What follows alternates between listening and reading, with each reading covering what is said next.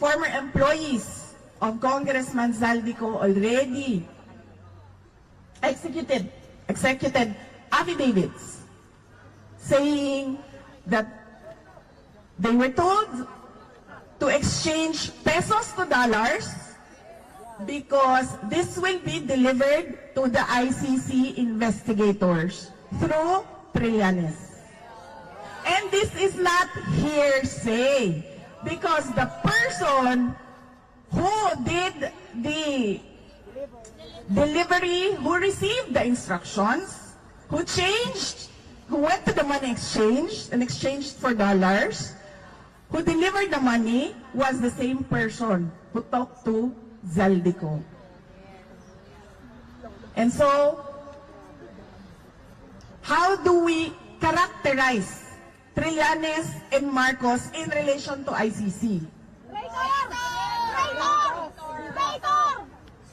Yes, they are traitors to a Filipino and to the country. But more than that, ang ICC ay tuta ni Trillanes at ni Marcos. Yun.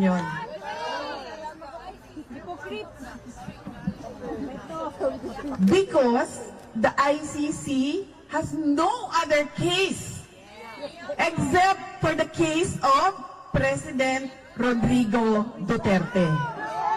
And they found what?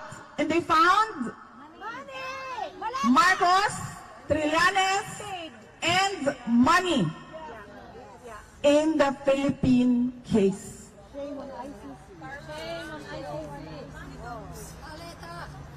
Maleta ang pinag-uusapan dito.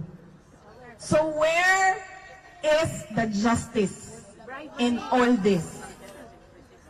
There is no justice for the Philippines, there is no justice for the Filipinos, and there is no justice for former President Rodrigo Duterte. That is true, ma'am. He's the poster boy right now of ICC. The one and only. Oh, we have an Asian now. We're done with the blacks. Let's go to the Asians. To hell with the whites. We cannot go after them. Let's go after this one person who was delivered by Marcos to us. So that is the complainant, Trillanes, his cohort, Marcos, the jurisdiction, the investigator, the investigation.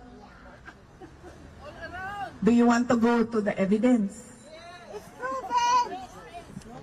What are they saying? They are saying there was what? How many did the media portray? 30,000. And then it was reduced to 13,000. And now it is, how many? 34? 32 counts of murder. That amounts to, they say, crimes against humanity.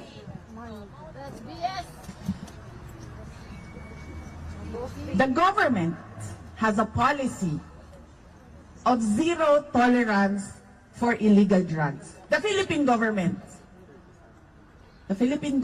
has a policy of zero tolerance for illegal drugs. How did the administration of President Duterte implement this policy? They created the drug war. That is the program. That is the anti-drug program. It is called drug war. Tukhang. Now, the implementation of a program, whether it was good or bad, is not a crime against humanity. It may be good governance or bad governance. It is the same. It is the same with how President Marcos is running the country right now. It can be good governance or it is clearly bad governance. That is not a crime against the Filipino population. How a program is implemented, whether there were mistakes, errors, it was a bad program, is not a crime against humanity. That is the crime that they are saying that President Duterte has done to the Filipino people. And they cannot even say right now if the victims are truly victims of the drug war. Because gun violence is so common in the Philippines. I have a husband. My husband has a mistress. I can hire a gunman for 5,000 pesos to kill the mistress. That is how, for 5,000 pesos, that is how bad gun violence in the Philippines is. And that is, again, yes, EJK. So how can you say that all your listed victims, all your listed complainants are supposed victims of the drug war?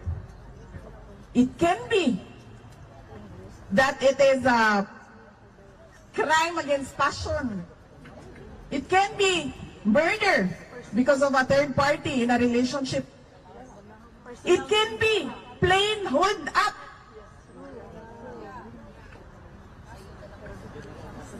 So how can they say now that all the victims there are victims of the drug war that is supposed to be a crime against humanity? So that is the crime. And what are they doing right now? This is 1 year past the day President Duterte arrived in The Hague. How many years? 1 year and 1 year and 4 months. And nothing has happened in the case. It is an unjust delay and unjust detention of President Rodrigo Duterte. Mainly because he does not pose a flight risk. He will never impede, obstruct any investigation. We saw that already when he was president, when he was not president. And third, he will not continue to commit crimes kuno. Because that was a program during his administration, an implementation of a policy by government. How can an implementation of a policy by government be a crime against humanity?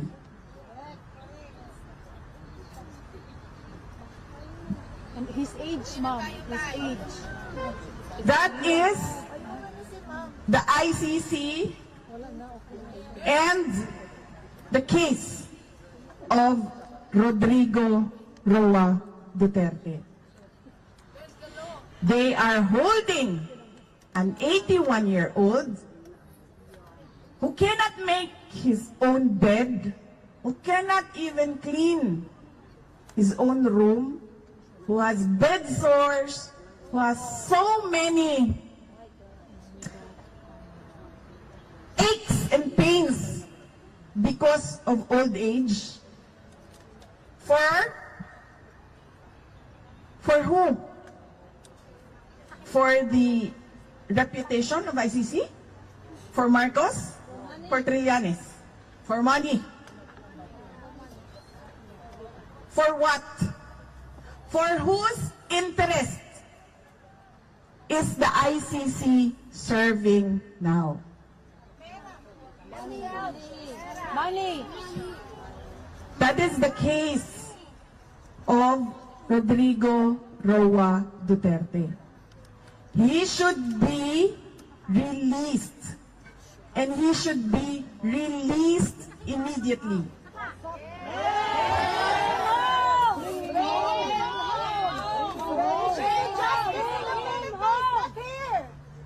Ma'am. It should be justice in the Philippines, not here. Yes, that is true. If we want to go after supposed EJ case, supposed murders, we can easily file it in Philippine courts.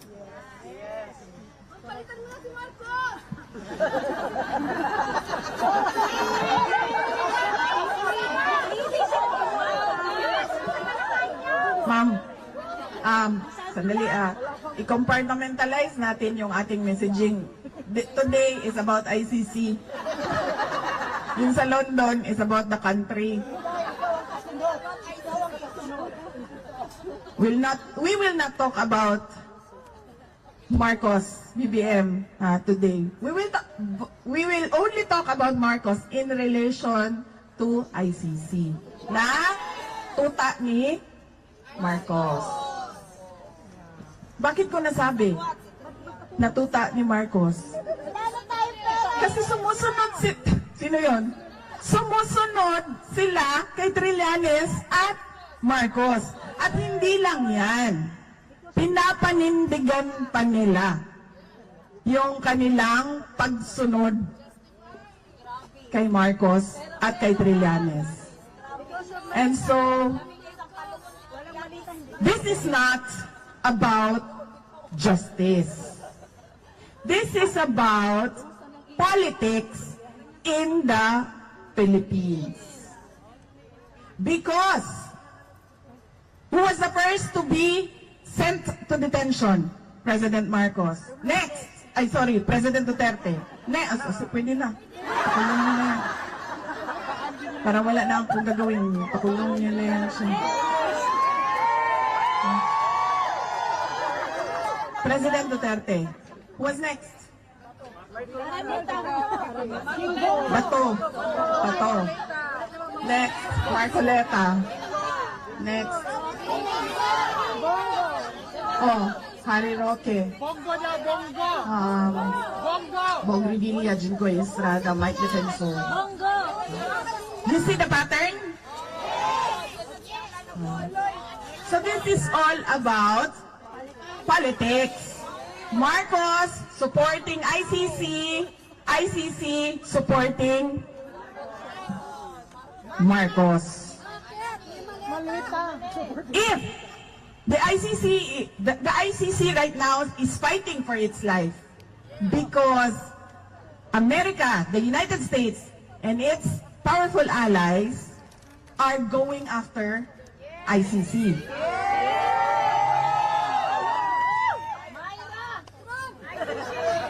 If the ICC wants the world to respect the institution, they should first know how to respect the law.